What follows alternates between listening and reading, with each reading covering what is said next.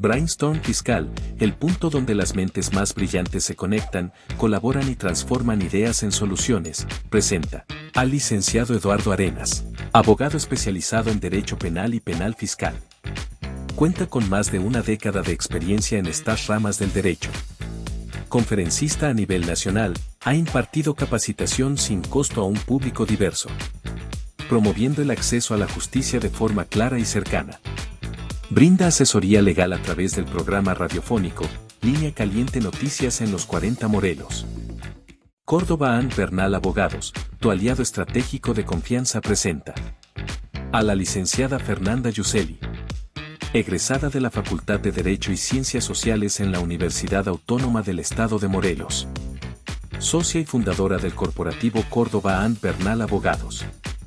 Invitada para hablar sobre temas fiscales y derecho tributario en diversos medios de comunicación y diferentes capacitadoras en todo el país. Representante de México en el Congreso Iberoamericano de Derecho Tributario 2020, en el cual participaron fiscalistas de Argentina, Costa Rica, Venezuela, Perú, Bolivia y Colombia, así como en las jornadas tributarias internacionales. Única mujer morelense considerada como una de las fiscalistas más importantes de México. Actualmente forma parte del consejo editorial de la revista Desafíos Empresariales. Démosle la bienvenida a la maestra Fernanda Yuseli y al maestro Eduardo Arenas. Tortuoso para el contador, porque vamos a ver la participación del mismo. Hasta hace algunos años, la participación del contador pues era tras bambalinas. Hoy tienen más participación en un proceso penal de lo que se pueden imaginar. No quiero espantarlos, pero es importante que si ven las barbas de su vecino cortar, pongan las suyas a remojar. Y en el buen sentido. Vamos a prepararnos. Quiero que esta conferencia, al menos sé que con la maestra Fernanda es el mismo tema, nos pregunten todas las dudas que tengan, que saquen toda la información que requieran saber, porque hoy es el momento. Esa inversión que ustedes hicieron hoy, tienen que sacarle jugo con todos los que estamos aquí enfrente. Y espero que podamos cumplir con todas las expectativas que ustedes tienen. Muchas gracias. Bien, pues vamos a dar inicio. Miren, vamos a abordar un tema que ustedes pueden considerar sea un poco elemental, que seguramente lo escucharon desde la primaria, pero hoy más que nunca cobra relevancia. No sé si ustedes sabían, pero México somos o estamos constituidos como una república. ¿Saben verdaderamente lo que eso significa?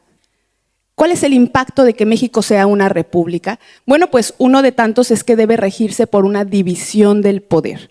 Y no solamente para efectos doctrinarios, insisto, esto tiene mucho que ver con la defensa del contribuyente. Entonces les decía, ¿por qué iniciar con la división del poder?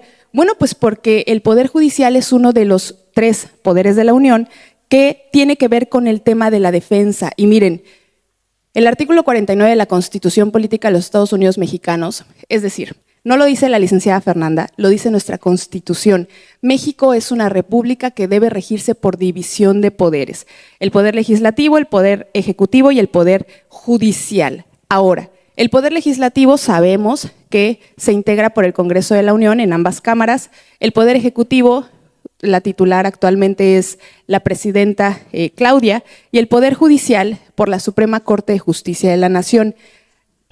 ¿Por qué dividir el poder? ¿Cuál es el objetivo que hay detrás de esto? Y bueno, pues la historia nos ha contado qué pasa cuando existe una concentración de poder en México. ¿Ustedes se acordarán algún momento de México que haya vivido una concentración del poder? Algún momento histórico, evidentemente, en donde México haya vivido esta concentración del poder. ¿Cuál habrá sido? Bien, el priismo, ¿algún otro? ¿México siempre ha sido completamente democrático? No, ¿cuándo más? El porfiriato, ¿no? ¿Cuándo más? ¿También? ¿Algún otro? Bien, Díaz Ordaz, que fue un tema, ¿no? También. ¿Algún otro? Bueno, a lo largo de la historia hemos vivido dictaduras, monarquías, autoritarismo. Verdaderamente yo creo que México en muy pocos periodos ha vivido, no, reformulo, México nunca ha vivido una verdadera democracia, desgraciadamente. Ahora, trasladado a nuestra materia, que evidentemente es lo que nos interesa, ¿cómo debería proteger a los contribuyentes esta división de poderes? Verán. Ay, es que yo no me hallo sentada, Perdón, pero, a ver, es más, yo me voy para abajo de una vez, a ver. Me paso para acá, mira, con que no me caiga y todo empiece bien. Ahí está. Sí, gracias. Sí. Verán, ¿cómo funciona esta relación, esta división del poder, en la relación jurídico-tributaria? ¿Quién presenta las iniciativas? El Poder Ejecutivo, ¿estamos de acuerdo? Tienen aquí una gráfica, a modo de ejemplo, más representativo de cómo se divide el poder. En azul es el Poder Legislativo, en verde es el Poder Judicial, en rojo es el Poder Ejecutivo. Ahora, ¿cómo inicia la presentación de una reforma fiscal? ¿Quién la presenta? El Ejecutivo, ¿no? Ahora, ¿quién la recibe? El Poder Judicial, el Poder Legislativo, perdón. ¿Cómo funciona esta división de poderes? Todas las autoridades del Estado mexicano están obligadas a respetar derechos humanos. Si el Poder Ejecutivo presenta una iniciativa o se le olvida que tiene que respetar derechos humanos y presenta una iniciativa al Poder Legislativo, ¿cuál sería el trabajo del Poder Legislativo? Revisar que respete derechos humanos. Y si no respeta derechos humanos, ¿qué tendría que hacer el Legislativo? No pasa. No se aprueba, va para atrás. ¿Estamos de acuerdo? Ahora, supongamos que el Poder Ejecutivo se le olvida que tiene que respetar derechos humanos, el Poder Legislativo recibe la iniciativa, se le olvida que tiene que respetar derechos humanos, se publica en el órgano oficial de difusión, que es por el Ejecutivo, y entonces el Ejecutivo, a través de un órgano desconcentrado de la Secretaría de Hacienda, lleva a cabo el acto de aplicación de esa norma, evidentemente inconstitucional. ¿Estamos de acuerdo? Desde la entrada en vigor de la norma, surge la posibilidad del contribuyente de presentar un medio de defensa que se llama amparo indirecto, que nosotros lo conocemos como amparo contra ley. ¿Me siguen hasta aquí? Ahora, ¿quién analiza ese medio de defensa? El Poder Judicial. El Poder Judicial, en estricto sentido, ¿qué tendría que hacer? Pues revisar, ¿no?, si esa norma es constitucional o es convencional. Ahorita vamos a platicar sobre la convencionalidad. Fíjense, entonces, la división de poderes, ¿qué objetivo tiene en el país? Son filtros. Si no existiera división de poderes, no habría filtros. Ahora, aquí viene la cuestión complicada. Bueno, este es el panorama de defensa del contribuyente. Fíjense cómo está el recurso de revocación, juicio de nulidad, posteriormente el amparo directo y, bueno, en casos excepcionales, la revisión ante la Suprema Corte de Justicia de la Nación. A lo que quiero llegar es, ¿se dan cuenta cómo la división de poderes, más que una cuestión doctrinal, es un tema de filtros prácticos? Pregunta, ¿qué pasaría si el Ejecutivo tiene un ideal? El Legislativo, es más, el Ejecutivo tiene un color, ¿no? El Legislativo en su gran mayoría se integra por el mismo color. Y ahora el Judicial tiene el mismo color. ¿Qué pasaría en ese caso? ¿Habría filtros? Vamos a ver. ¿Cuál es el panorama de defensa en sede administrativa y jurisdiccional? Verán, el 4 de junio, el ex secretario de Hacienda, aquí no se puede ver esta parte de forma correcta, pero les platico. En un comunicado oficial señaló que tienen el apoyo del Congreso. El Congreso, para empezar, el secretario de Hacienda, ¿qué poder es? Ejecutivo, ¿no? El Congreso, ¿qué poder es? Legislativo.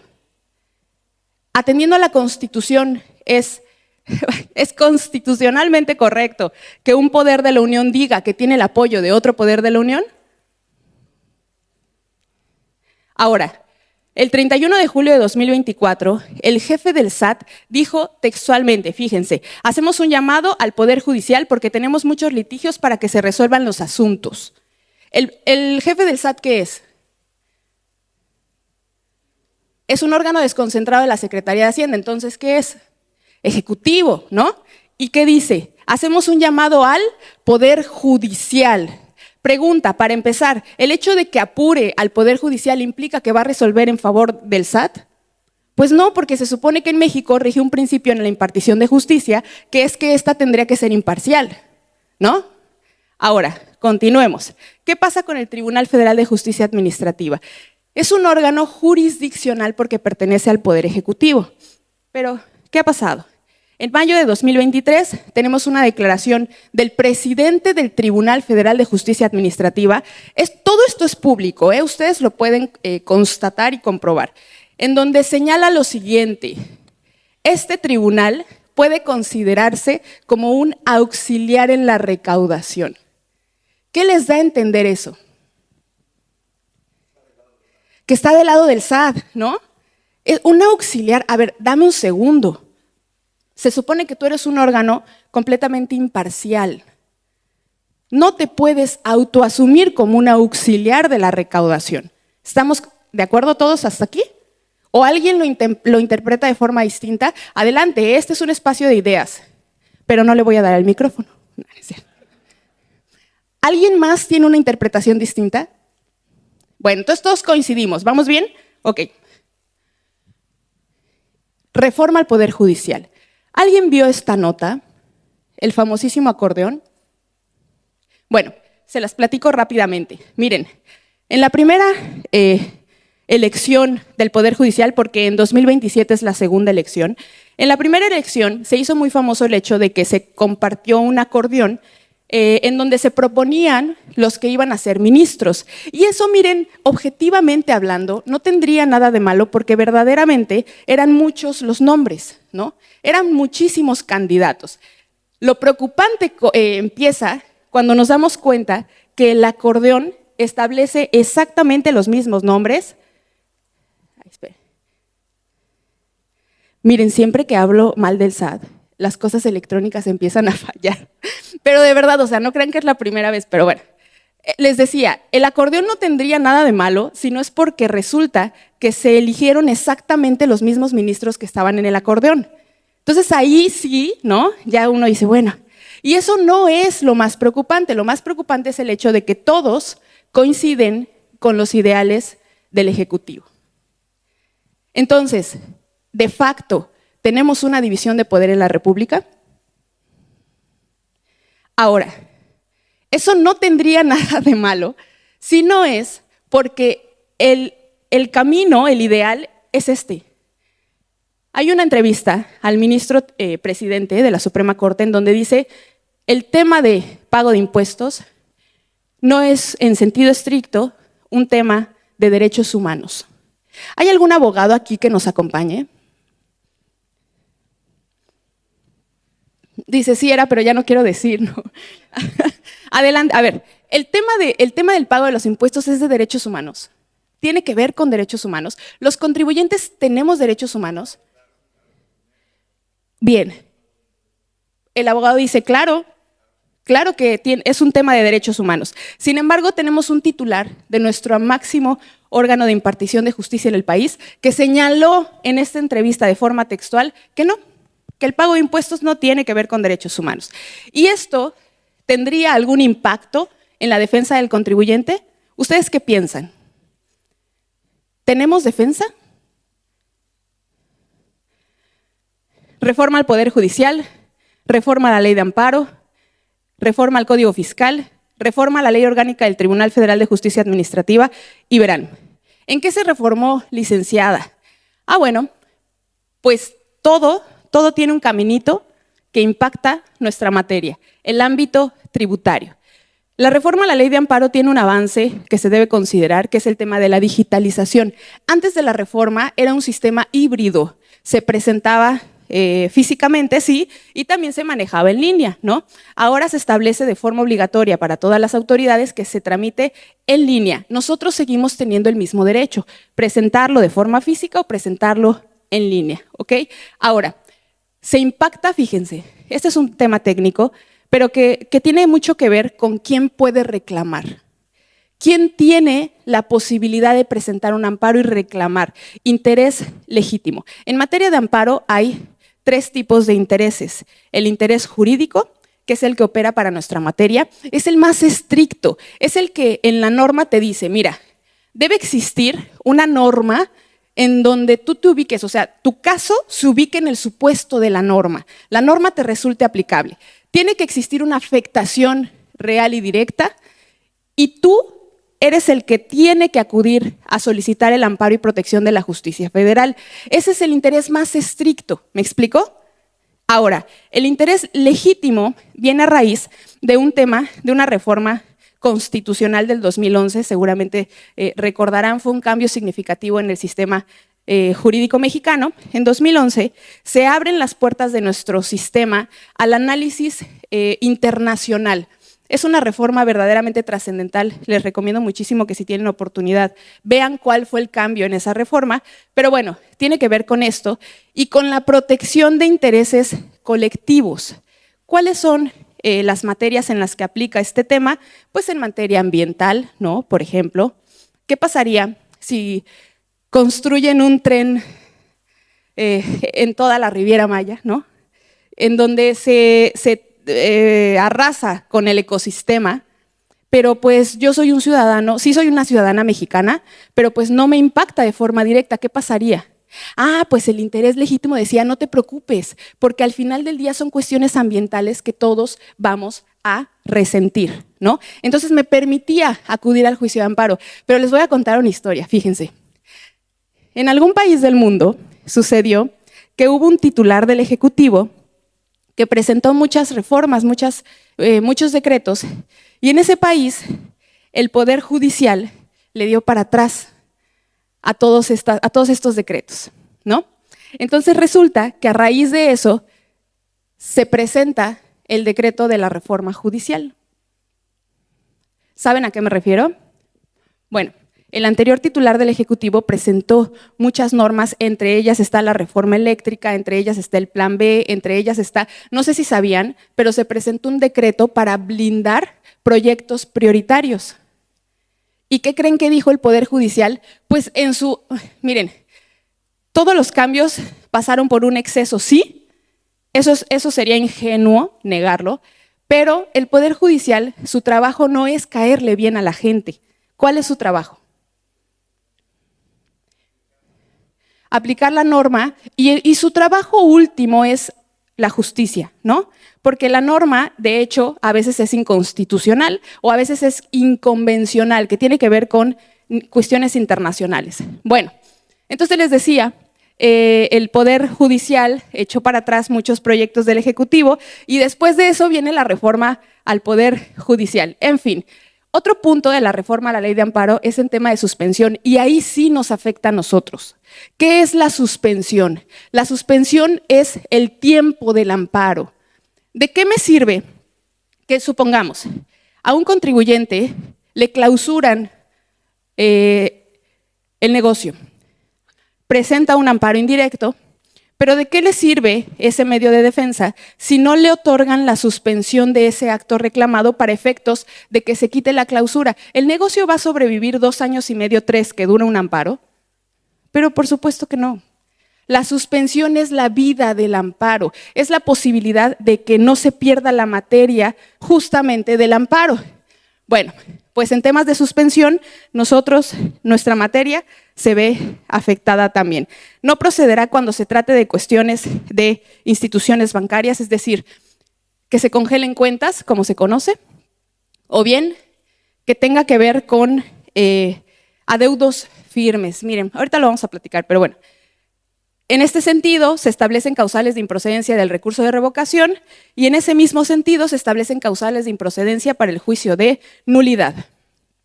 Pero aquí hay algo que no se han dado cuenta. Miren, las causales de improcedencia para el recurso de revocación fueron que el contribuyente manifieste desconocer. Esto también se incluyó en la reforma fiscal 2026 del paquete económico, pero después los legisladores lo quitaron y dijeron, no, eso ya no va a pasar, pues ¿para qué si ya estaba en la reforma al Código Fiscal, no? Pero bueno, otra causal de improcedencia es que exijan el pago de créditos fiscales determinados en resoluciones liquidatorias que hubieran sido impugnadas y hayan quedado firmes. ¿Esto qué quiere decir?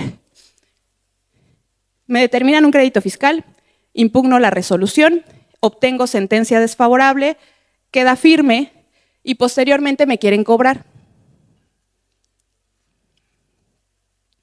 Esos actos de cobro, o será improcedente, mejor dicho, interponer recurso de revocación contra esos actos de cobro. ¿Por qué, licenciada, establecieron esa causal de improcedencia? Pues porque les decía, hay que decirlo, hubo excesos en el tema de la defensa. Estos excesos fueron que se usaba el recurso de revocación, porque en el recurso de revocación teníamos suspensión inmediata. No teníamos que garantizar, en el juicio sí, ¿no? Bueno, pero fíjense aquí, este es el punto importante y les decía, yo no he escuchado que lo mencionen y que sobre todo lo analicen, que resuelvan sobre solicitudes de prescripción de créditos fiscales determinados en resoluciones que hubieran sido impugnadas y que quedaran firmes.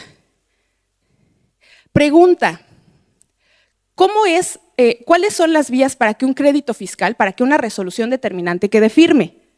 Número 1, que pase el plazo y no lo impugne. Es un acto consentido, ¿no? Y número 2, que habiéndolo impugnado, obtenga resolución desfavorable y ésta quede firme. Es necesario que el crédito fiscal se encuentre firme y que hayan pasado 5 o 10 años, dependiendo, y que la autoridad no me lo haya cobrado, ¿sí o no? Esa es la figura de la prescripción. Y aquí te dice, bueno, si ya impugnaste y se actualizó la prescripción, el recurso es improcedente. Fíjense, pero eso atenta contra la propia naturaleza de la prescripción, porque yo necesito que el crédito esté firme. ¿Me explico? Bueno, pues ahora el recurso es improcedente. Entonces, ¿esto qué nos lleva a nosotros como defensores? Piénsale bien tu estrategia, ¿eh? Piénsale muy bien, porque si vas a impugnar, posteriormente el recurso va a ser improcedente. Si vas a impugnar y en su caso tienes una sentencia desfavorable. ¿Qué pasó con la ley orgánica del tribunal? Se establece como improcedencia. Obviamente puedes conocer, tribunal, de las resoluciones dictadas por autoridades fiscales federales, con excepción de las que exijan el pago de créditos fiscales determinados en resoluciones liquidatorias que hubieran sido impugnadas y quedarán firmes. Es decir, sigue la misma línea del recurso de revocación. En amparo, en la reforma a la ley de amparo, también se estableció un cambio que nos impacta a nosotros. ¿Cuál es? Que tú no puedes interponer amparo indirecto contra actos de cobro a menos que te encuentres en una etapa. ¿Cuál? La convocatoria de remate. Oye, pero es que antes yo tenía el amparo indirecto porque el acto de cobro fue notoriamente inconstitucional. O sea, es más, yo ni siquiera conozco qué me están cobrando. Pues solamente te vas a poder quejar hasta que estés en etapa. Exacto.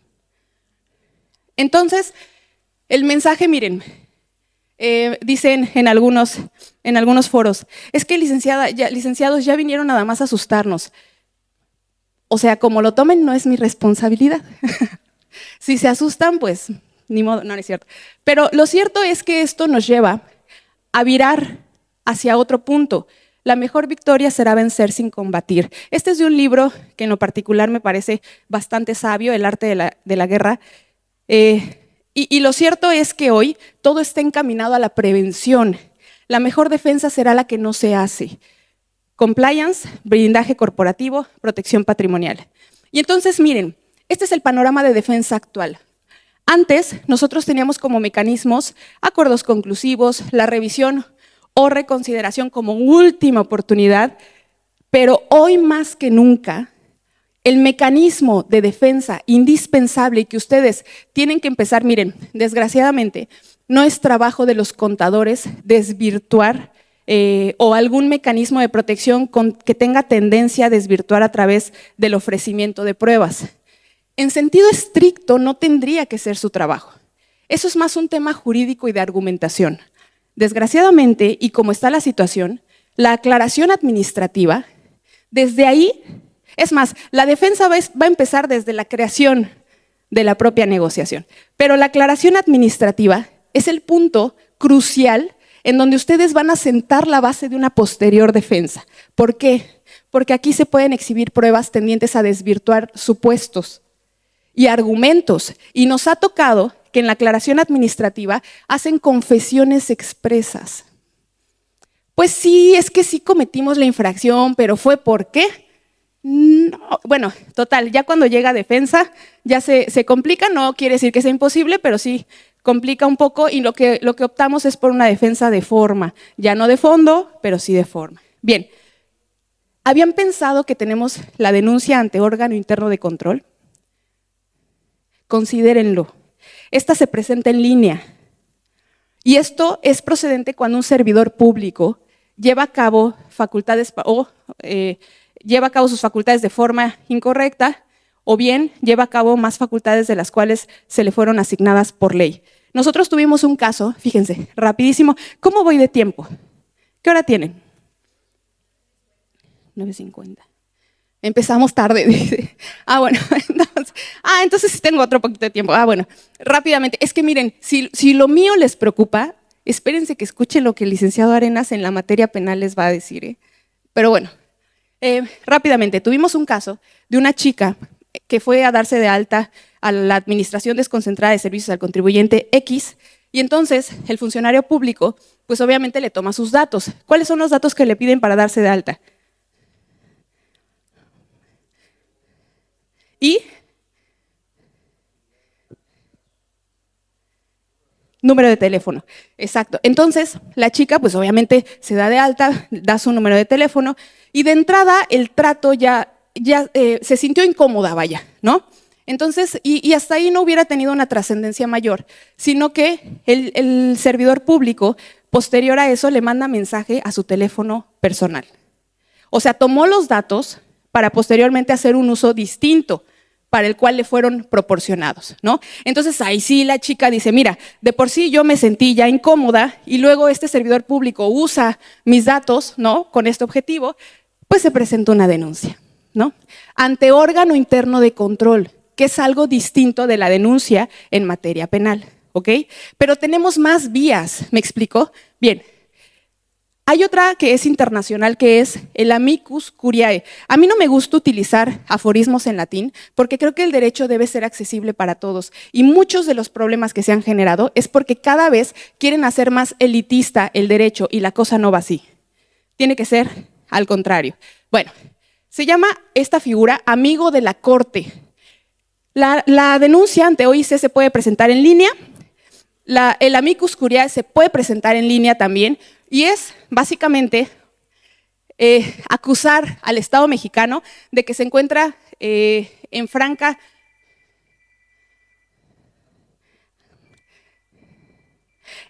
transgresión a una sentencia de la Corte Interamericana de Derechos Humanos. Cuidado con teléfono. No voy a decir de quién es el teléfono porque entonces los echaría de cabeza, pero ya vi de quién es. Bueno, entonces fíjense. Esto es el mecanismo que tenemos los ciudadanos para, a través de un simple correo electrónico, podemos hacerle del conocimiento a la Corte Interamericana de Derechos Humanos de que México está transgrediendo una sentencia. Ahora, ¿qué sentencia? Bueno, eso se los va a platicar el abogado Eduardo Arenas. Gracias.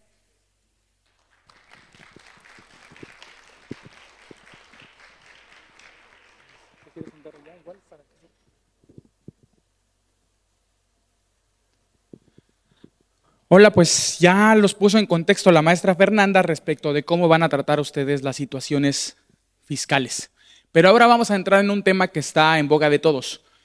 Los procesos penales, el derecho penal y cómo va a impactar a todos nosotros.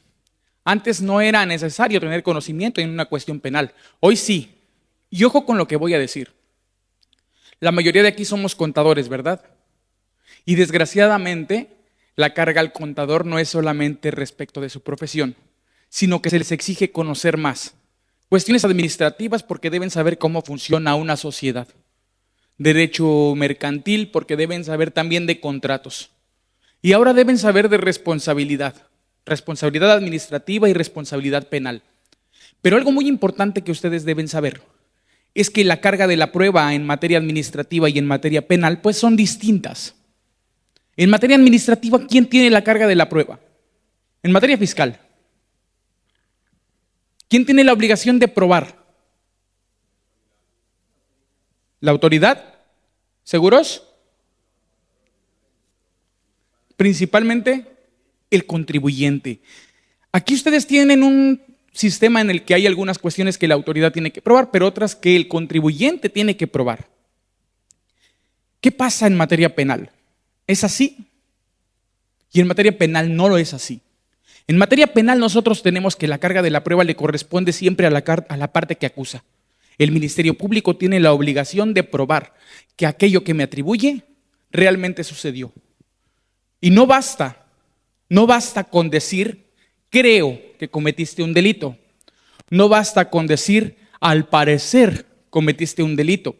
Porque aquí hablamos de las presunciones, que en materia fiscal son distintas a las de materia penal. Porque ustedes con presunciones tienen incluso créditos. Con ustedes con presunciones tienen incluso procedimientos administrativos en donde ya se sancionaron. Pero ¿cómo funciona una presunción en materia penal? ¿Yo puedo presumir que una persona cometió un delito? Sí, pero ¿cuál es el alcance y la naturaleza del mismo? Bajo esa perspectiva de la carga de la prueba, el Ministerio Público no me puede imputar un hecho delictivo con la simple afirmación de que creo que lo cometiste porque estuviste en el lugar, porque tenías objetos del delito o porque tenías la intención, o simplemente por una omisión. No funciona así. ¿Y por qué no funciona así? Porque nosotros, en derecho penal, sí respetamos el debido proceso. A diferencia de otras materias, y discúlpenme que les vaya a reclamar tanto porque ustedes han tolerado tanto en su materia, que se han impedido el defender objetivamente el debido proceso. ¿Y cuál es el debido proceso? Que se lleven a cabo todas las partes que la ley exige para el proceso penal, para el proceso administrativo, y que éstas vayan concatenadas, que no se salte ningún requisito, que no se viole un derecho. Y el derecho penal, para sorpresa y beneficio de todos, cuenta con principios básicos, y uno de ellos es el principio de mínima intervención. Y escuchen por qué la importancia de este principio de mínima intervención. La maestra Fernanda nos habló de que las reformas son tendientes a que exista una mayor recaudación.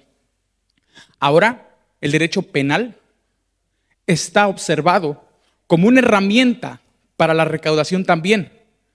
Pero el principio de mínima intervención nos dice que este debe ser el último de los sistemas jurídicos mexicanos para poder hacer valer una pretensión del Estado. ¿Por qué? Porque existen otros mecanismos, otros procedimientos, otros procesos para poder allegarse de lo que el Estado quiere. Para la recaudación tiene un procedimiento, no necesita el derecho penal para exigirlo. Sin embargo, esto no es de gratis.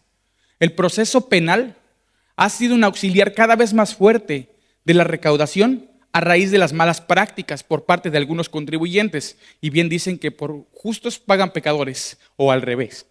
Entonces, aquí nosotros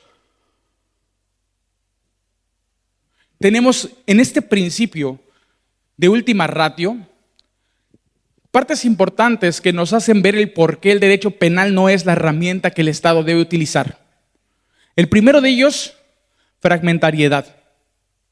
Al derecho penal no le importa proteger en estricto sentido todos los derechos que existen para el ser humano, ni para la sociedad. Y pongo un ejemplo muy básico. Jamás va a ser delito tirar basura en la calle. ¿Por qué? Porque existen otras normas.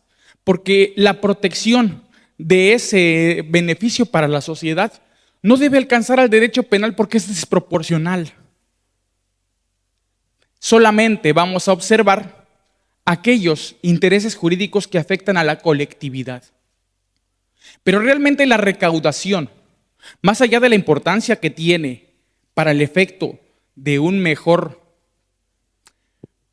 un camino económico del país, ¿realmente necesitamos el yugo del derecho penal? No, porque la autoridad tiene todas las herramientas para congelarte cuentas, para embargarte bienes, ¿para qué más? Restringirte sellos, y con eso te asegura que va a recaudar y que vas a cumplir. Entonces el derecho penal únicamente va a ser una herramienta a la par, y vamos a ver más adelante por qué.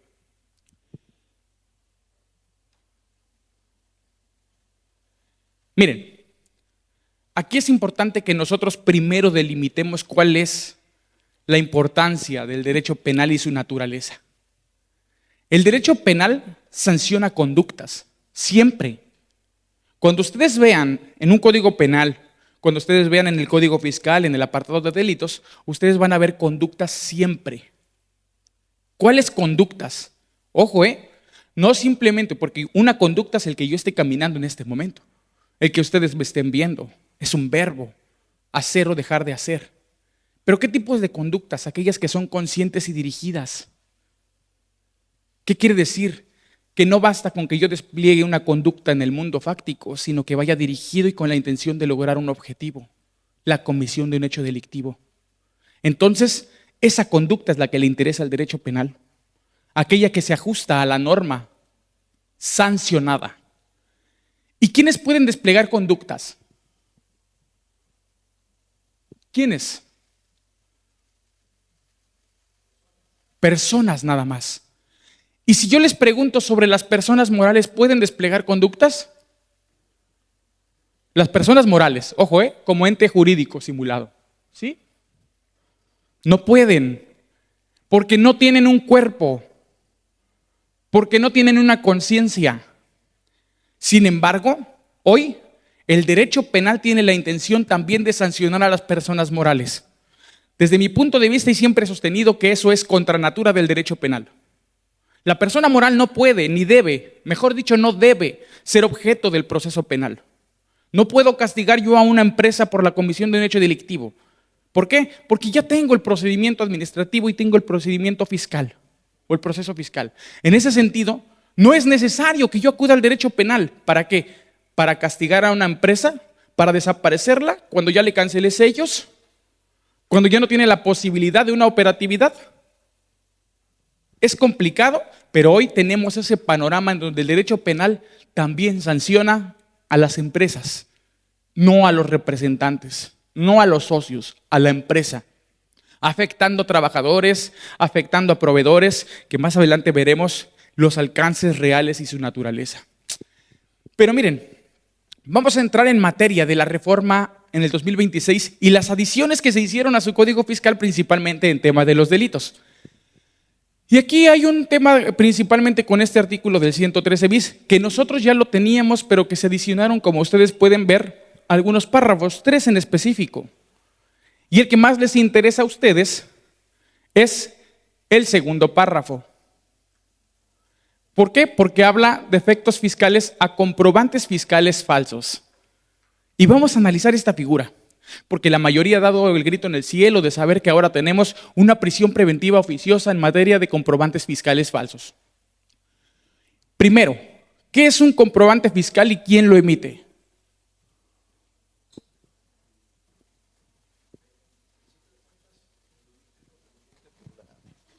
El comprobante fiscal normalmente lo emite el contribuyente que tiene una actividad económica o empresarial. ¿Cuál es la herramienta para emitir un comprobante fiscal? La plataforma del SAT. Al final de cuentas, todos los comprobantes se pues almacenan en el repositorio del SAT. Es decir, todo comprobante fiscal viene del SAT. Timbrado. Timbrado, verificado en cuanto a sus requisitos por el SAT. ¿Hay posibilidad de que sea falso? No. No.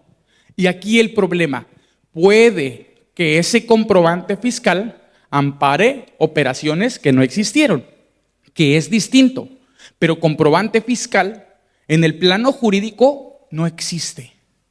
Entonces, ahora el problema del Poder Judicial, del juez al momento de enfrentar un proceso a una persona por comprobantes digitales falsos, que así lo impute el Ministerio Público y que pretendan una vinculación a proceso y una medida cautelar de prisión preventiva, no va a ser posible.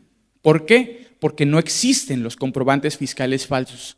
No es como antes, porque hemos de saber que los candados que ha tenido el Código Fiscal de la Federación vienen en razón pues de las circunstancias que el propio contribuyente tiene, ¿no? Antes, ¿qué hacíamos cuando comprábamos facturas que se podían comprar porque se imprimían en una imprenta con un sello, con un número de folio? Ahí sí se podía. ¿Ahora es posible?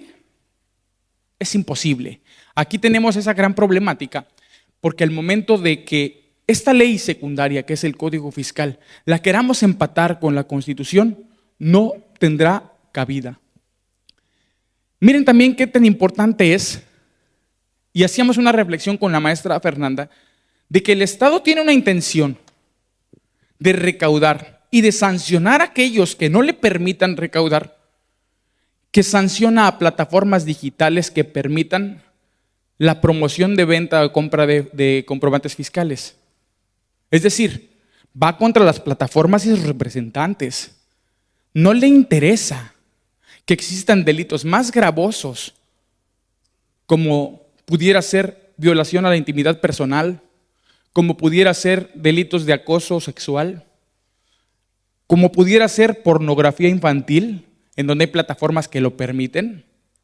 No. A lo que el Estado le interesa es que me pagues y que no tengas conductas que atenten contra el fisco. Y se adiciona un artículo específico para aquellas plataformas. La gran problemática va a ser cómo van a sancionarla. Y volvemos a lo mismo. Se sancionarán con las mismas penas a las plataformas. Y una plataforma es una persona moral. No puede desplegar conductas. ¿Cómo la voy a sancionar? Con la desaparición. Esa es la manera en que el derecho penal sanciona a una persona moral, con la desaparición. ¿Alguien tiene una duda hasta aquí? ¿Ha visto algún proceso en contra de una persona moral? ¿Alguien lo ha observado? Porque ni el Ministerio Público sabe hacerlo. Es complicado para el Ministerio Público, en general, la imputación de los delitos fiscales. Miren, esta es la parte que yo les comento del 19 constitucional. Y hay algo muy importante del por qué no vamos a poder aplicar la prisión preventiva tratándose de delitos fiscales, de comprobantes fiscales falsos, por lo siguiente. Solamente hay prisión preventiva oficiosa para 2 delitos, al parecer, en materia fiscal: contrabando y el uso de comprobantes fiscales falsos. Como ya dijimos, no existe como tal el comprobante fiscal falso, pero tampoco la autoridad tendrá la oportunidad de decirnos bajo su criterio o de un análisis qué quiere decir un comprobante fiscal falso. Porque he escuchado a muchos compañeros decir que los comprobantes fiscales falsos serán aquellos que amparen actividades que nunca se realizaron. Sin embargo, lean para ustedes el último párrafo del 19 constitucional. Para la interpretación y aplicación de normas previstas en los párrafos, deberá atenerse a su literalidad. Nadie puede hacer una interpretación de ningún tipo para decirme o para decirnos a qué se refiere un comprobante fiscal falso. ¿Me siguen hasta aquí? Entonces, aquí la problemática va a ser: ya tengo una prisión preventiva, ya tengo un delito que habla de un comprobante fiscal falso, pero es inexistente. El texto carece de un principio importante en el derecho penal, que es la taxatividad, la claridad con la que debe estar descrita para que cualquier persona que lo lea sepa a qué se enfrenta. Y esto es uno de los principales problemas que tenemos con estas adiciones al Código Fiscal de la Federación. Otro delito este sí es un delito que se adicionó, el 115 ter, y habla principalmente del tema de falsedad ante autoridad y el uso de documentos falsos en el procedimiento regulado por el Código Fiscal. Platicábamos con algunos compañeros que el Código Fiscal de la Federación es un monstruo parchado. Ustedes en su Código Fiscal de la Federación tienen cuestiones fiscales, tienen cuestiones administrativas, tienen cuestiones incluso de derecho mercantil, tienen incluso cuestiones de derecho penal con un apartado específico, pero lo más preocupante es que tienen cuestiones de derecho procesal. Es decir, ustedes tienen un mundo jurídico hecho bolas, como una bola de estambre, a diferencia de otras materias y principalmente el derecho penal, en donde yo tengo un código penal que me establece cuáles son las conductas, que se divide en 2, con una parte dogmática y otra parte en delitos en particular, en donde me dice tiempo de prescripción, en donde me dice qué es el dolo, qué es la conducta, y donde me describe todas las conductas que una persona puede cometer. Hasta ahí.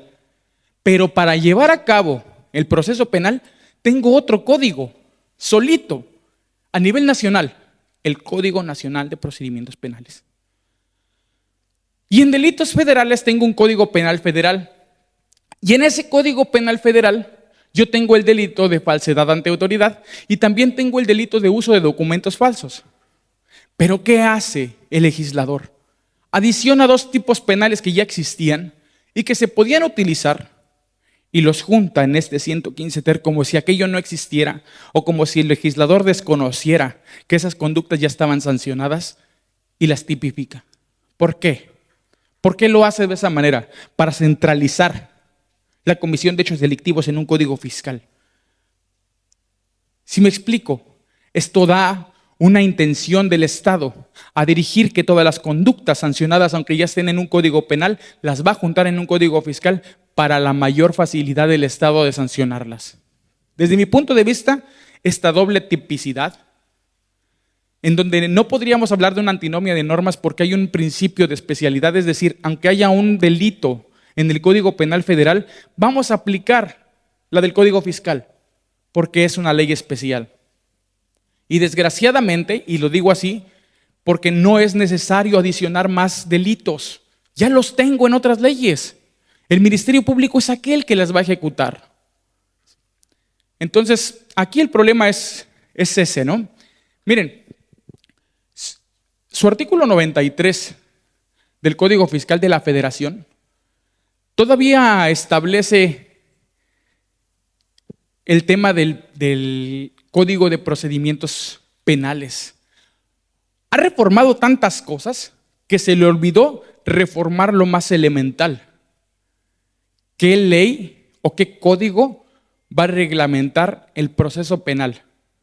Y todavía establece su Código Fiscal una ley que ya se abrogó, que a partir del 2016 es obligatoria en todo el país, como el Código Nacional de Procedimientos Penales, en donde dice que incluso todas aquellas personas que tengan un crédito y tengan un proceso penal, si pagan, podrán ser perdonados, tal cual.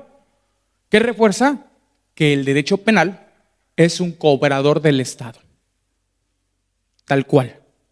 Y es la desnaturalización del derecho. ¿Cómo voy a saber ahora lo que a ustedes les interesa? Porque lo que acabo de hablar es una cuestión teórica necesaria para entender. Pero ¿qué pasa si a cualquiera de ustedes les llega un citatorio? ¿Cómo voy a saber que incluso hay un proceso en mi contra? El primero de ellos, un citatorio por parte de la Fiscalía General de la República, que ese es el más sencillo, en donde yo voy a tener un citatorio a mi nombre, me van a pedir que me presente en un domicilio con un abogado, sin decirme para qué. Porque esa cita precisamente es para indicarme a qué voy a ir. Y aquí me pueden citar como testigo o me pueden citar como imputado. El citatorio tiene que decirlo. Pero ¿cómo funciona Fiscalía General? Pueden citarme como testigo y en el momento en que yo esté en la comparecencia cambiarme la calidad a imputado. ¿Y cómo funcionaba antes de que existiera el Código Nacional, la Fiscalía General de la República? Te citaban como testigo, te podían cambiar en ese momento la calidad y detenerte. Entonces, antes ir a Fiscalía General de la República era un dolor de cabeza porque no sabías si ibas a salir. Y esto era práctica de todos los días. Después, probablemente no me citen, pero probablemente me riegue una solicitud de información por parte de la Fiscalía General de la República. Me pueden pedir información sobre los socios, sobre el comisario, sobre los contadores. Me pueden pedir contratos. La información que la Fiscalía considere es necesaria para la investigación. ¿Y qué pasa si no se la doy? ¿Qué pasa si ustedes no le dan la información al SAT? Una multa. Y te vuelven a requerir. No hay problema. La pagas, ¿no? El contribuyente prefiere a veces pagar la multa a entregar la documentación que le pueda condenar a algo mayor. ¿Pero qué creen? En materia penal hay una figura mucho más gravosa para ustedes. El cateo. Si ustedes no entregan la información y el fiscal considera que es vital para la investigación, se puede solicitar una orden de cateo en su contra. Específicamente por la información. Entonces ya tenemos aquí, pues, un impacto realmente fuerte para la empresa, para los socios incluso, porque ya hay una invasión por parte del Estado justificada y legal a raíz de una investigación. Ahora, esa parte es importante y nosotros podemos evitarla de la manera más sencilla. Podemos incluso contestar diciendo que no tenemos la información. Podemos solicitar incluso una inspección por parte del agente del Ministerio Público, que ojo, no se actualiza esa en el Código Nacional, pero sí me dice la ley que yo puedo realizar cualquier prueba o cualquier indicio o dato para llegar de información a la investigación. Incluso el propio policía de investigación criminal, lo que conocíamos antes como policía judicial. También pueden llegarles a ustedes citatorios a sus trabajadores. ¿Para qué? Para que rindan información sobre las actividades que desarrollan en la empresa. ¿Y el trabajador realmente les va a decir todo? No siempre, por miedo. Incluso puede que el mismo trabajador se vaya a raíz de un citatorio de esa naturaleza. O que prefiera incluso, si está inmiscuido en la situación, valer por sus propios intereses antes que los de la empresa. Y la más grave de todas, la orden de aprehensión. Ustedes están tranquilos aquí, en desarrollos empresariales, estamos platicando y de repente entran 3, 4 fulanos, están preguntando por el contador Orlando. Sí. Y pues usted acompáñenos. Orden de aprehensión. Ahí sí no hay poder humano que nos vaya a salvar. La licenciada Fernanda habló hace un momento del amparo. Y cuando se trata de delitos graves, consagrados en el 19 constitucional, no existe la suspensión. Es decir, si yo tengo una orden de aprehensión en mi contra, no puedo acudir al amparo con la intención de solicitar una suspensión y no ser detenido. Tengo que huir. ¿Por qué? Porque la intención es hacer cumplir la ley y evitar herramientas que tiene el gobernado o el ciudadano para frenar ese acto de autoridad. Si yo soy detenido o soy citado ya por parte de un juez, se inicia ya un proceso penal. ¿Voy bien de tiempo, maestro? 10 minutos. Vamos a apurarnos. ¿Cómo inicia ya un proceso ante un juez de control? Un juez penal federal. Vamos ya incluso a un reclusorio porque la mayoría de juzgados penales federales se encuentran en los reclusorios. Ya de entrada es impactante el tener que acudir, el tener que llenar un formato, entrar a un edificio gubernamental con paredes de 2 metros, frío, lleno de Guardia Nacional que te ven como si fueras apestado porque vas a un juzgado penal federal. Y aquí lo importante es el primer acto del Ministerio Público, la formulación de imputación. ¿Qué es la formulación de imputación? La formulación de imputación es decirme realmente qué delito cometí, cuál es la conducta que cometí, a título de qué la cometí, es decir, circunstancias de tiempo, modo y lugar, cuándo, cómo, dónde y quién. Eso es lo que me debe decir el Ministerio Público para que yo esté en condiciones de llevar a cabo una defensa. Me tiene que decir si fue a título doloso o a título culposo. Y sobre eso inicia todo el proceso penal. Por eso es que la formulación de imputación en materia penal se considera la columna vertebral de todo el proceso. Porque lo que el Ministerio Público me impute será lo que yo me defienda, será lo que ellos me prueben y será con lo que yo vaya a juicio y se dicte una resolución. ¿Hasta aquí me siguen? ¿Sí? Ahora, esa formulación de imputación es muy breve. Dura en la práctica exagerado 20 minutos cuando se trata de mucho texto. ¿Pero por qué una formulación de imputación debe ser muy breve? Pues porque lo importante es que me diga lo más relevante para un hecho. Y dentro de eso, me debe decir cuál es mi grado de participación, mi forma de actuar. Y para esto el Código Fiscal de la Federación, en el artículo 95, establece cuáles son los grados de participación o de intervención. No es lo mismo quien mata a la vaca como el que le agarra la pata, dicen por ahí. Entonces, el propio Código Fiscal de la Federación hace una clasificación de cuáles son las formas de intervención. Pero la que más me importa que ustedes conozcan, más allá de las primeras que todos conocemos, que es el autor material, que es el coautor, que es un copartícipe, que es un encubridor, me interesa mucho que ustedes vean la última, no se alcanza a ver, pero dice, la voy a leer porque es importante, derivado de un contrato o convenio que implique desarrollo de actividad independiente, propongan, establezcan o lleven a cabo por sí o por interpósita persona actos, operaciones, prácticas de cuya ejecución directa derive la comisión de un hecho delictivo. ¿Qué pasa si yo llevo una asesoría como contador o como abogado y el contribuyente la realiza y culmina en un delito? ¿Qué pasará con nosotros como asesores? Vamos a ser responsables. Entonces, de aquí en adelante tengamos mucho cuidado cómo manejamos nuestras asesorías.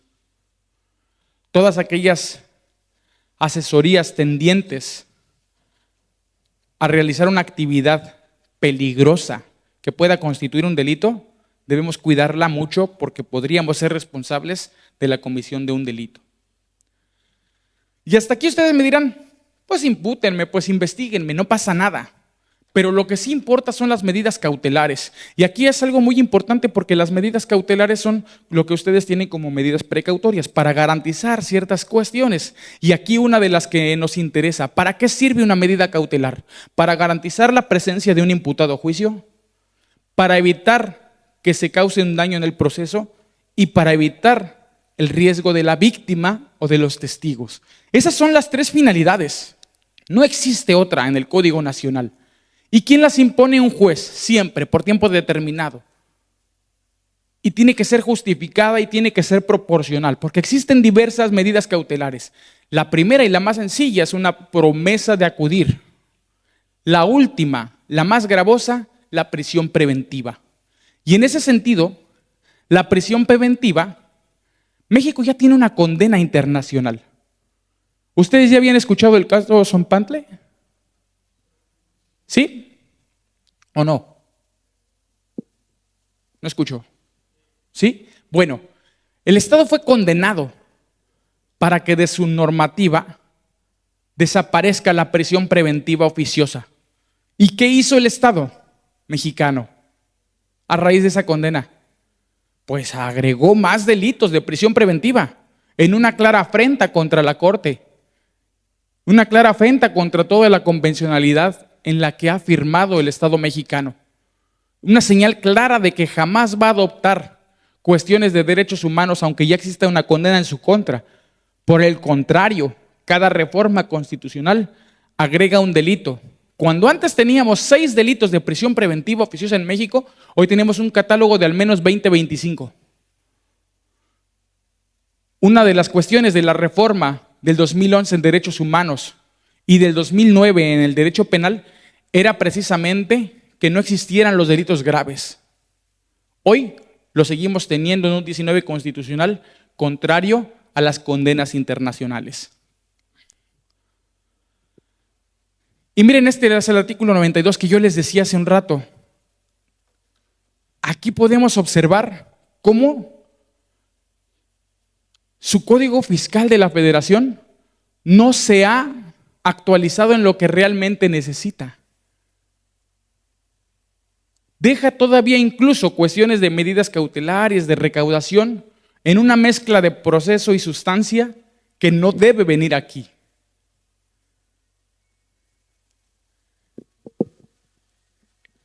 ¿Por qué es importante que yo les haga mención de esta circunstancia? Porque el Ministerio Público siempre debe basarse en el Código Nacional de Procedimientos Penales para el actuar. Pero si tiene disposiciones procesales en un código fiscal, ¿a cuál le hará caso? ¿A cuál le haremos caso? ¿Al Código Fiscal o al Código Nacional? ¿Ustedes qué se imaginan? Al Código Nacional, porque el Código Nacional me dice cómo debo hacer las cosas. El Código Fiscal solo debe contener delitos, no debe contener el proceso. Entonces, cuando yo tengo un proceso penal y tengo una defensa, yo debo defender primero que el proceso debe llevarse conforme a las reglas del Código Nacional de Procedimientos Penales. Me voy a apurar porque ya el tiempo apremia y vamos contra carrera. Miren, después de la vinculación a proceso, cuando yo ya tengo una resolución de primera instancia por un juez, ya me va a imponer a mí la obligación de sujetarme a una medida cautelar. Y ojo con las medidas cautelares. Pueden ser garantías económicas, puede ser el embargo de bienes, puede ser la firma periódica ante una autoridad y puede ser la prisión preventiva. Tengo que tener forzosamente el conocimiento de toda esta circunstancia para estar en condiciones de saber cómo voy a llevar a cabo mi defensa. Si la llevo en libertad y sin medida cautelar, que se lleve el tiempo que quiera. Pero si estoy en prisión, tengo que optar por lo que más le conviene a mi cliente. Y entonces voy a hacer uso de figuras como el acuerdo reparatorio, la suspensión condicional del proceso o incluso el arreglo de pagar los créditos y solicitar el perdón de la hacienda. Doblar las manos después de que di batalla en sede administrativa, de que di batalla en la sede penal, pero ya no me alcanzó porque el Estado es uno y ahora estoy con una medida cautelar de prisión preventiva y no me queda más que pagar. Hay que poner en la balanza nuestra estrategia. Por eso siempre decimos que una defensa integral en materia penal debe ser un contador, un abogado fiscalista y el abogado penalista. Jamás podrá ser una defensa uno en lo individual. El abogado penalista que vaya solo a una audiencia de esta naturaleza está condenado a perder, porque no tiene el conocimiento de cuestiones técnicas oportunas como la tiene el contador o como la tiene el abogado fiscalista. Entonces, este tridente me garantiza al menos una defensa técnica adecuada, que es lo que busca el contribuyente. Y esto es lo último, una etapa de investigación, ofrecimiento de pruebas, y si todo sale bien, y estamos en cuestión de una libertad, podemos ir a un juicio oral con toda tranquilidad y obtener una sentencia. Fíjense que la verdad es que en materia de delitos fiscales, la mayoría de las veces que hemos participado con la maestra Fernanda, hemos tenido éxito en las resoluciones por esta trilogía que les digo. Y también porque hay que aprovechar del desconocimiento de la autoridad. La Fiscalía General de la República tiene delegaciones en cada uno de los estados. Sin embargo, tratándose de delitos fiscales, tiene fiscalías especializadas. ¿Por qué? Porque no todo el Ministerio Público está capacitado para llevar un proceso de este tipo. Esta es toda mi participación. Espero que les haya gustado. Invito a la maestra Fernanda para que pase y podamos terminar nuestra participación en conjunto con palabras de ella. Así, perdón.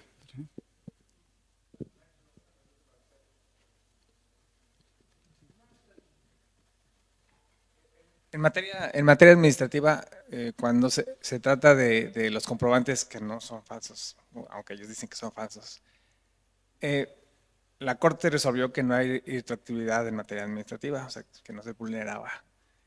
Estos delitos se empiezan a partir del 2026. Para materia penal, ¿cuál es su opinión respecto a esa retroactividad? Ok, qué importante porque aquí nosotros hablamos principalmente de que la conducta va a ser sancionada a partir de que el delito se encuentre contemplado en ley. Antes no podemos. Y aquí nosotros sí tenemos la cuestión en derecho penal de que no me pueden aplicar bajo ninguna circunstancia la retroactividad en perjuicio. En materia penal es absoluto que no puede utilizarse. ¿Por qué? Porque los procesos penales se llevan a cabo de acuerdo a la conducta que se comete en un tiempo determinado, forzosamente atribuido a tiempo, modo y lugar. Bajo esa circunstancia, cuando me dicen que el 10 de junio de 2026 cometí un hecho delictivo, me debe aplicar la ley vigente en ese tiempo. Y si la conducta ya se encuentra descrita como delito, me la aplicarán. Pero si es un día antes y todavía no era considerado delito, no me la pueden aplicar. Hay un principio que el de legalidad que conocemos nosotros, que impide que una autoridad pueda llevar a cabo una sanción sobre una ley inexistente en el momento de la comisión del hecho delictivo. Eso es en materia penal. pero en la reforma a la ley de amparo hay un artículo tercero transitorio que en un primer momento, cuando se presentó la iniciativa de reforma, la Cámara, el Congreso de la Unión, al recibir la iniciativa, le agregó un transitorio que establecía plenamente el principio de retroactividad en perjuicio. Posteriormente, incluso a nivel presidencial se dijo, oye, eso yo no lo puse, el Congreso lo agregó, pero finalmente se aprobó un tercero transitorio que sí le llaman una retroactividad parcial, que establece que las reformas a la ley de amparo van a aplicar para aquellos procedimientos. El amparo se divide en etapas. Incluso si usted presentó su amparo antes de la reforma, pero siguen procedimientos pendientes, bueno, pues la ley de amparo va a aplicar a esos procedimientos pendientes. Entonces, esto es un tema trascendental porque en materia fiscal nosotros tenemos normas adjetivas de procedimiento y normas sustantivas. El Código Fiscal dice, las normas sustantivas se aplicarán en el momento en que se llevaron a cabo las circunstancias de hecho. ¿Estamos de acuerdo? Las normas adjetivas, o sea, los procedimientos, cuando inicien visita domiciliaria, se lleva a cabo en 2026. ¿Qué procedimientos le aplican? 2026. Pero van a revisar el ejercicio 2023. ¿Qué normas que están vinculados con la causación le aplican? 2023. ¿Estamos de acuerdo? Bueno, pero en materia de amparo, el legislador se confundió y quiso aplicar esto, pero se olvidó que la ley de amparo es híbrida. No solamente es procedimiento, también contempla derechos humanos como es el derecho de acceso a la justicia. Entonces, ahí sí hay un tema. ¿Alguna otra pregunta antes de que terminemos? Sí.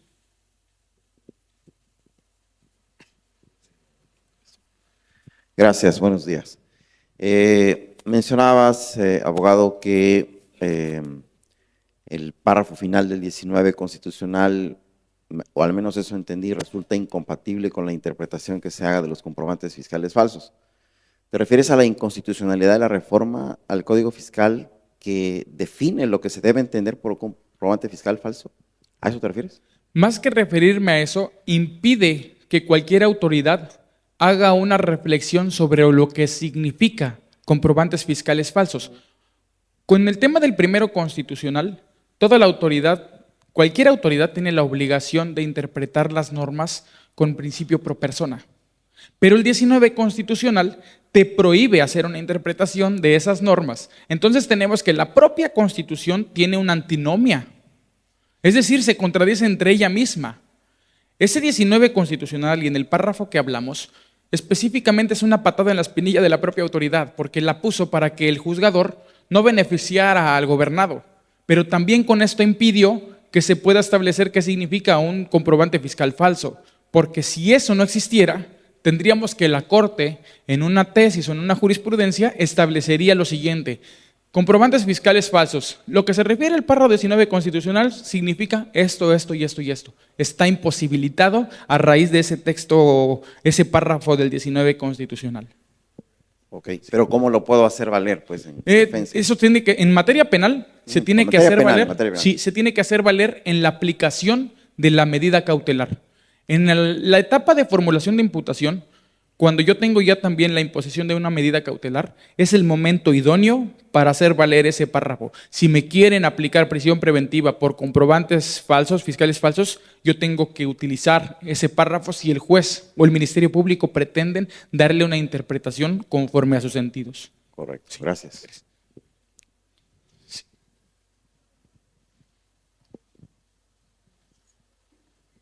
Sí, buenos días. Maestro, una pregunta para usted. Acaba de pasar en las noticias que perdió Salinas Pliego su juicio, ¿verdad? Que va a recurrir a una corte internacional. Entonces, en este sentido, mi reflexión es la siguiente. ¿Qué va a pasar cuando el hijo de vecino, cuando el panadero, el carpintero, las compañías que no pueden pagar ya sus créditos fiscales, ¿verdad? Y que perdieron, pues ahora sí que no tengan el recurso, ¿no? Bien porque ya hicieron planeación patrimonial o porque simplemente no tengan.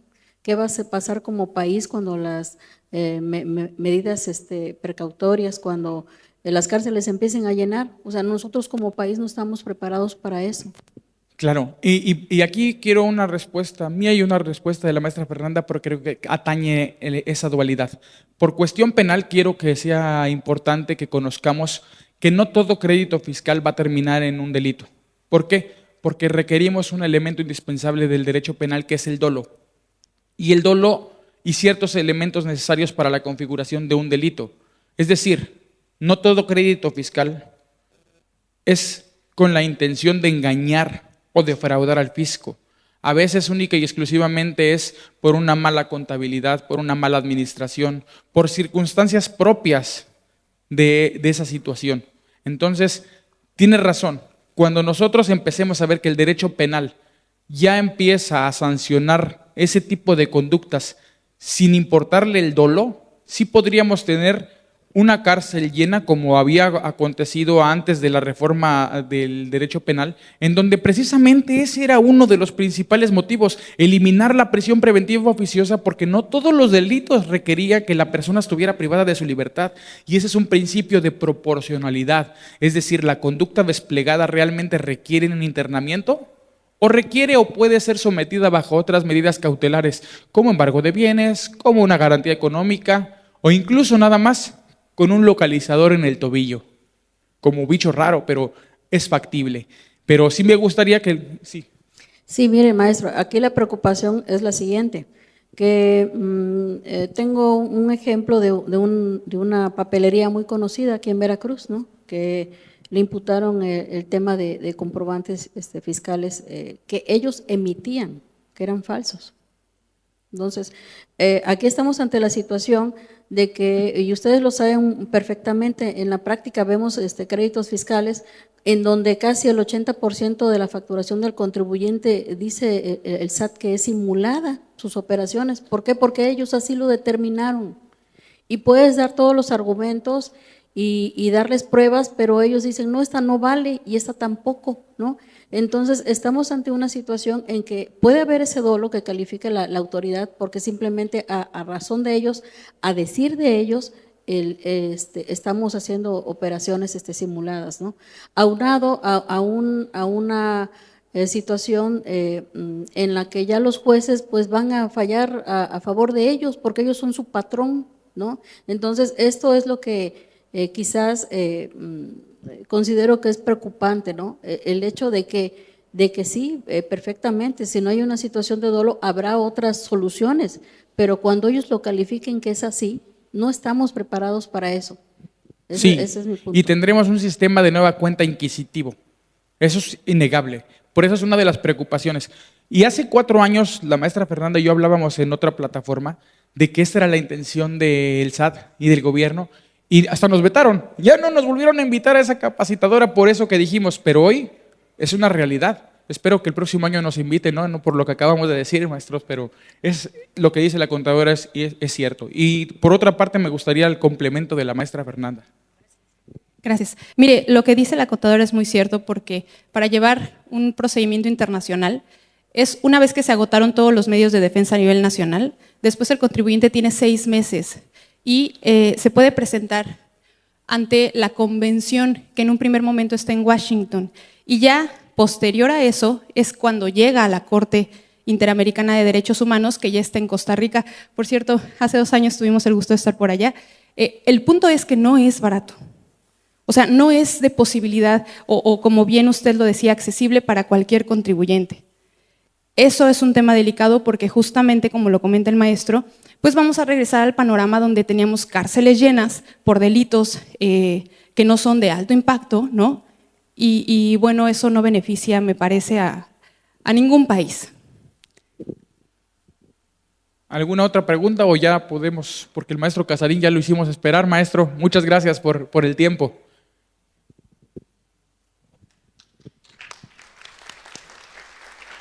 Mire, gracias. Ya para finalizar rápidamente, el abogado y su servidora siempre tenemos una frase. Independiente a todo, el Estado tiene límites. El Estado siempre debe tener un límite. Y si el derecho administrativo sancionador o el derecho fiscal los olvida, entonces llega el derecho penal a recordárselos. Gracias.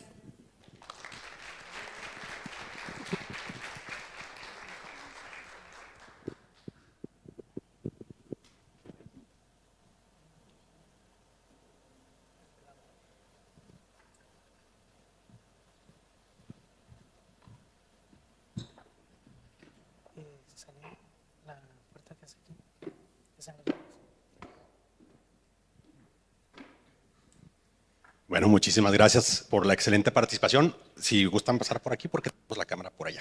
Entonces, más para acá, más para acá, más para acá. Eso, bueno. Muchísimas gracias. Hay que recordar que es un evento híbrido, estamos en línea también, entonces agradecer la presencia de todos ustedes aquí y también las personas que nos están acompañando en línea. Unas preguntitas adicionales rápidas. Ahorita estamos hablando precisamente de los límites del Estado. ¿Cuál es tu impresión de este transitorio que mencionas de la ley de amparo y cómo se contrapone con el 14 constitucional? De alguna manera siento que en varias de las reformas al legislador se le olvida que hay límites a lo que puede regular, ¿no? Gracias. Pues justamente lo que comentaba al inicio, ¿no? Que es un tema estructural porque tenemos 3 poderes de la Unión en el mismo sentido. Esto no tendría, para empezar, que haber pasado ni siquiera desde el Congreso. O sea, este transitorio, que por cierto agregaron en el Congreso, ni siquiera tuvo que haber salido de ahí. Ahora, cuando nosotros lleguemos al Poder Judicial, nos vamos a topar con una situación similar. Hasta hoy tenemos un 50% de poder judicial que en algunos colegas le acuñaban los juzgados o los juzgadores del bienestar, ¿no? Hasta hoy tenemos un 50% de juzgadores de bienestar, que por cierto muchos ya han renunciado por la carga que implica, ¿no? No es cualquier cosa. Y para 2027, junio de 2027, vamos a tener un 100% de juzgadores electos. Entonces, si ustedes creían que esta situación hoy por hoy es compleja, en 2027 se va a poner peor. Entonces, si me preguntan a mí de forma objetiva y sin alarmar, lo tengo que decir, nos estamos quedando sin un Estado de Derecho. Muchísimas gracias. Y a ver, Eduardo, hace ratito hablábamos de la doble tipicidad en este tema de comprobantes fiscales falsos y comentabas que se resolvía con el principio de especialidad. Pero ¿qué pasa si hay una doble tipicidad también dentro del Código Fiscal? Por ejemplo, el artículo 109, la defraudación fiscal equiparada, señala como temas de defraudación fiscal equiparada el uso de documentos falsos, el presentar deducciones falsas, etcétera. De alguna manera parecería que hay una doble tipicidad con el 113 bis. ¿Ahí es defensa la doble tipicidad o cuál aplicaría o cómo se resuelve? Gracias, maestro. Es una apreciación muy importante y muy técnica. ¿Por qué? Porque cuando hablamos de una defraudación fiscal equiparada con un agravante con el uso de documentos falsos, hablamos de una conducta típica que es engañar al fisco, que es la primera conducta. ¿Se acuerdan que yo les hablé de un verbo rector? Y les dije, ¿cuál es el verbo? La conducta de hacer o dejar de hacer. Entonces aquí tenemos un elemento como lo es el engaño, que hace que yo cometa un delito de defraudación fiscal y obtenga un beneficio. ¿Cuál es la agravante del uso de documentos falsos? Si me pregunta, maestro, si pueden ser los 2 delitos imputados en un mismo hecho, desde mi particular punto de vista, no. ¿Por qué? Porque uno subsume al otro.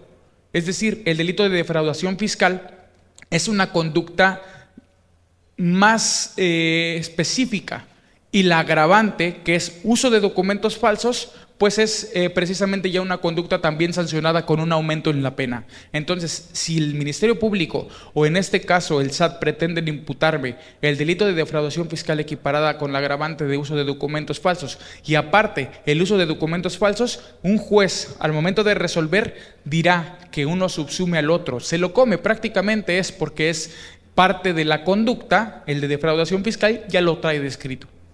¿Cuál se come cuál? El defraudación fiscal se come el uso de documento falso. Y bueno, ya por último, para poder dar lugar a entrada a Mario, por ahí en la gente que nos está siguiendo de manera virtual preguntan, estas controversias internacionales pues, no son rápidas, son caras, son lentas, etcétera. ¿Cuál sería el efecto en materia fiscal de, por ejemplo, que Salinas Pliego se vaya a una de estas instancias? ¿Eso detiene la maquinaria nacional? ¿O sería dar patadas de ahogado porque ya estaría ejecutado de este lado, ¿no? Miren, en 2023, lo decía el maestro Arenas, tuvimos una sentencia del caso Sompanxtle, Tecpile, en donde se condenó al Estado mexicano. ¿Quién lo condenó? La Corte Interamericana de Derechos Humanos. ¿Qué hizo el Estado mexicano? Amplió el catálogo de delitos que ameritan prisión preventiva oficiosa.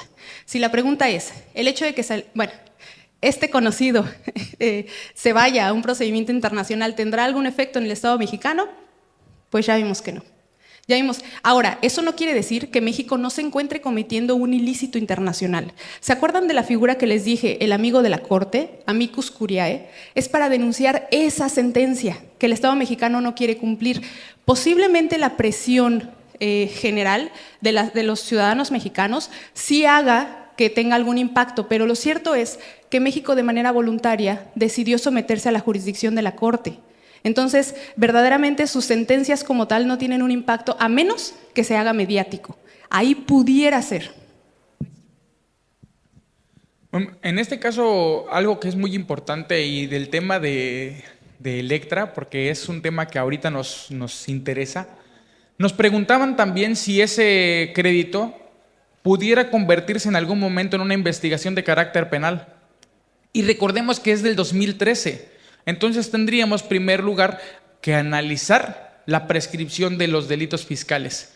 Y segundo, la figura del dolo. Si me preguntan ustedes, de manera natural y jurídica no podría llevarse un proceso penal en contra de esta persona por ese crédito del 2013. Lo cierto es que ante el no existir un freno jurídico para el Estado mexicano, probablemente podamos tener un proceso penal en contra de esta persona, aunque no sea procedente. No, pues muchas gracias, nos dejan un poquito preocupados. Como decía al principio, yo creo que el tema para 2026 va a ser la prevención y bueno, pues con esto podríamos dar entrada a mi estimado amigo Mario para que nos platique un poquito del compliance y la gestión fiscal. Muchísimas gracias. Gracias.